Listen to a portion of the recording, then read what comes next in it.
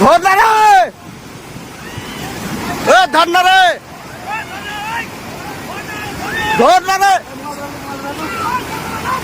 যা যা যা।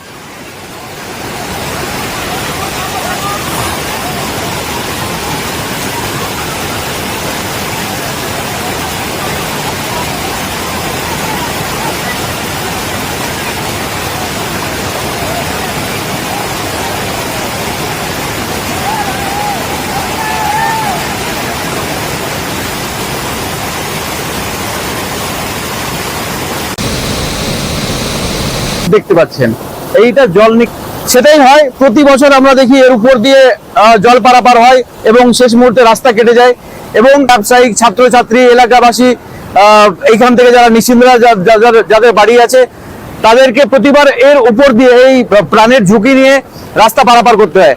আজকে কিছুক্ষণ আগেই এখানে একটা বাচ্চা ছেলে স্কুল পড়ুয়া স্কুল যেতে গিয়ে সে এই জলের গতিতে পড়ে যায় এবং কোনো রকমে সে নিজের প্রাণটা বাঁচিয়েছে। আসিফ ইকবাল। ধর